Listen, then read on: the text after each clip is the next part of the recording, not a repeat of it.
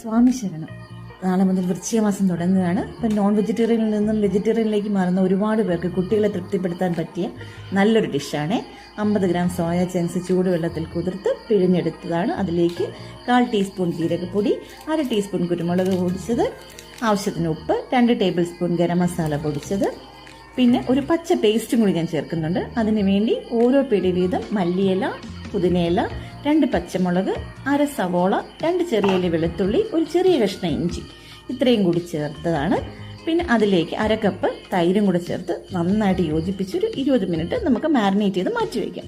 അത് കഴിയുമ്പോഴേക്കും ഒരു പാത്രം ചൂടാക്കി 2 ടേബിൾ സ്പൂൺ ബട്ടർ ഇടണം. ബട്ടർ ഒന്ന് ചൂടായി വരുമ്പോഴേക്കും ഈ മിക്സ്ചർ എടുത്ത് നമുക്ക് ഒഴിച്ച് നല്ലപോലെ തിളപ്പിക്കുക.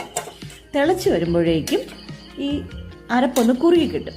ഈ കുറുകി കിട്ടിയതിന് ശേഷം നമ്മൾ വീണ്ടും ഒരു 1/2 കപ്പ് വെള്ളം കൂടി ഒഴിച്ച് പിന്നെയും ഒരിക്കൽ കൂടി ഇതിനെ ഒന്ന് തിളപ്പിക്കണം. അങ്ങനെ ഈ ചാറ് നല്ലപോലെ ഒന്ന് കുറുക്കിയെടുക്കുക.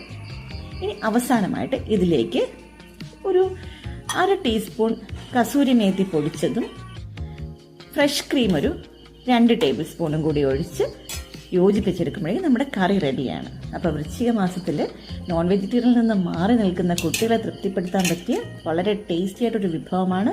ബ്രെഡിനൊപ്പം, അപ്പത്തിനൊപ്പം, ചപ്പാത്തിക്കൊപ്പം ഒക്കെ ചേരും. അപ്പോൾ എല്ലാവരും ഒന്ന് ട്രൈ ചെയ്ത് നോക്കണേ. Thank you. അപ്പോൾ ഒരിക്കൽ കൂടി സ്വാമി ശരണം.